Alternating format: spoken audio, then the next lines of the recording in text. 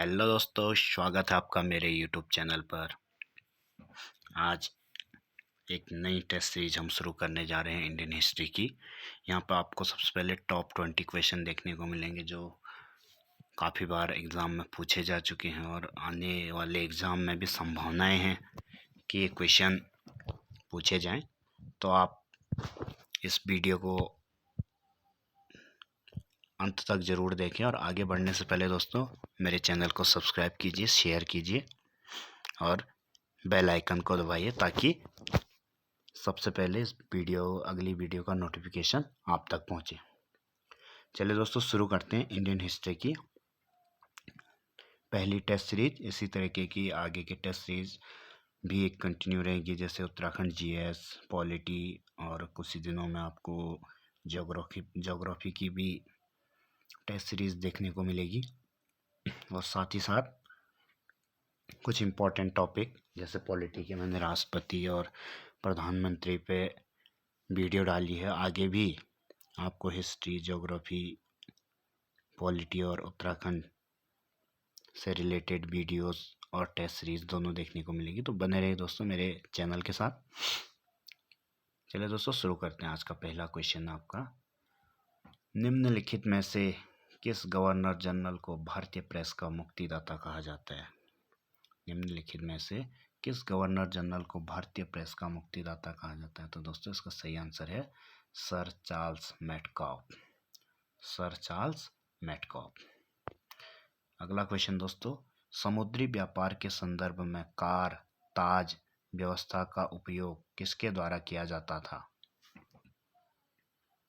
समुद्री व्यापार के संदर्भ में कार ताज व्यवस्था का उपयोग किसके द्वारा किया जाता था?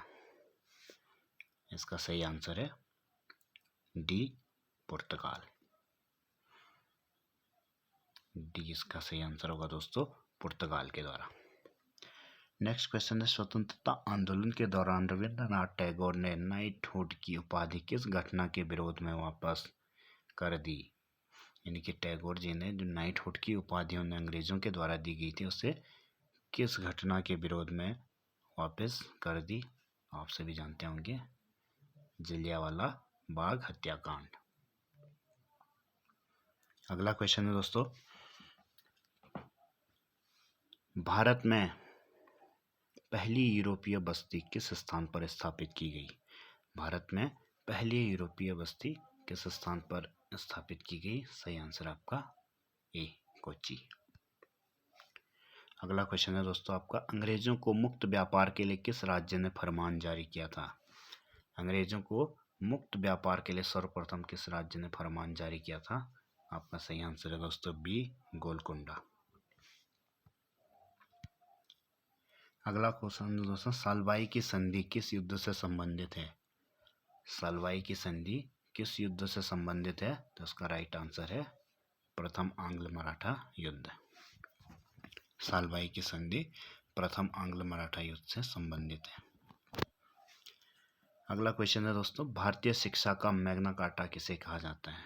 भारतीय शिक्षा का मैग्ना कार्टा किसे कहा जाता है? काफी इंपॉर्टेंट क्वेश्चन है दोस्तों। इसका सही आंसर है D, wood's dispatch. Wood's dispatch. अगला क्वेश्चन है दोस्तों, वर्नाकुलर प्रेस अधिनियम और शस्त्र अधिनियम किस वायसराय के द्वारा पारित किया गया?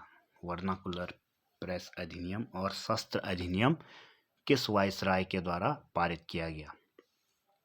तो सही आंसर है दोस्तों आपका ए, लॉर्ड लिटन। यानी कि जो वर्नाकुलर प्रेस अधिनियम और शस्त्र अधिनियम थे वो लॉर्ड लिटन के द्वारा पारित किए गए थे। 9 क्वेश्चन है दोस्तों आपका, लॉर्ड रिपन ने हंटर आयोग का गठन किस लिए किया था? लॉर्ड रिपन ने हंटर आयोग का गठन किस लिए किया था? इसका सही आंसर है दोस्तों बी, भारत में शिक्षा सुधार के लिए। भारत में शिक्षा सुधार के लिए। नेक्स्ट क्वेश्चन है दोस्तों, श्रीरंगपट्टनम की संधि का संबंध किस युद्ध से है? श्रीरंगपट्टनम की संधि का संबंध किस युद्ध से है? इसका सही आंसर आपका सी, तृतीय आंग्ल मैसूर युद्ध। श्रीरंगपट्टनम की संधि का संबंध तृतीय आंग्ल मैसूर युद्ध से संबंधित है।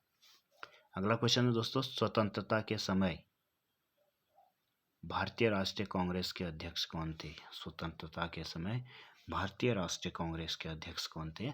सही आंसर है दोस्तों जेबी कृपलानी। जेबी कृपलानी जी स्वतंत्रता के समय भारतीय राष्ट्रीय कांग्रेस के अध्यक्ष थे। अगला क्वेश्चन है दोस्तों आपका, किस आंदोलन की शुरुआत नमक कानून को तोड़ने के लिए हुई थी? किस आंदोलन की शुरुआत नमक कानून को तोड़ने के लिए हुई थी? तो आप सभी जानते होंगे, सविनय अवज्ञा आंदोलन। अगला क्वेश्चन दोस्तों, बक्सर की लड़ाई के बाद बंगाल की गद्दी पर किसे बिठाया गया? बक्सर की लड़ाई के बाद बंगाल की गद्दी पर किसे बिठाया गया? सही आंसर है दोस्तों आपका मीर जाफर। बक्सर की लड़ाई के बाद मीर जाफर को बंगाल की गद्दी पर बिठाया गया। दोस्तों आप भी अपना स्कोर काउंट करके कमेंट बॉक्स में जरूर डालिए। अगला क्वेश्चन है दोस्तों आपका, भारत का नेपोलियन किसे कहा जाता है? भारत का नेपोलियन किसे कहा जाता है? तो आप सभी जानते होंगे, गुप्त वंश के सबसे प्रतापी राजा समुद्रगुप्त को भारत का नेपोलियन कहा जाता है। अगला क्वेश्चन है दोस्तों, इलाहाबाद या प्रयाग स्तंभ शिलालेख किसने बनवाया था? इलाहाबाद या प्रयाग स्तंभ शिलालेख किसने बनवाया था? इसका सही आंसर है दोस्तों बी हरि सेन। सही आंसर है दोस्तों इसका बी हरि सेन। इलाहाबाद या प्रयाग स्तंभ शिलालेख किसने बनवाया था? तो ये सही आंसर है दोस्तों हरि सेन, और उस समय शासक कौन था? समुद्रगुप्त। चलिए दोस्तों अगला क्वेश्चन है, सिंधु सभ्यता के लोगों के मकान बने होते थे। सिंधु सभ्यता के लोगों के मकान बने होते थे। सही आंसर है दोस्तों ए ईंटों के।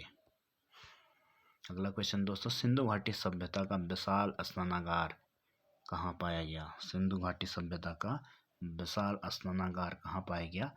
तो सही आंसर है दोस्तों इसका बी मोहनजोदड़ो। अगला क्वेश्चन दोस्तों, पहला मुस्लिम आक्रमणकारी 712 ईस्वी में भारत आया था, उसका नाम था? पहला मुस्लिम आक्रमणकारी 712 ईस्वी में भारत आया था, उसका नाम था दोस्तों ए मोहम्मद बिन कासिम। अगला क्वेश्चन दोस्तों, अल-बरूनी किसके शासनकाल में इतिहासकार था? अल-बरूनी किसके शासनकाल में इतिहासकार था? इसका सही आंसर है दोस्तों डी महमूद गजनवी। अगला क्वेश्चन है दोस्तों आपका, तराइन का प्रथम युद्ध कब हुआ? तराइन का प्रथम युद्ध कब हुआ? इसका सही आंसर है दोस्तों बी 1191, और किसके बीच हुआ था? पृथ्वीराज चौहान और मोहम्मद गौरी के बीच। तो ये थी दोस्तों आपकी हिस्ट्री की पहली टेस्ट सीरीज, और बने रहिए मेरे चैनल के साथ इसी तरीके की बेहतरीन टेस्ट सीरीज के लिए।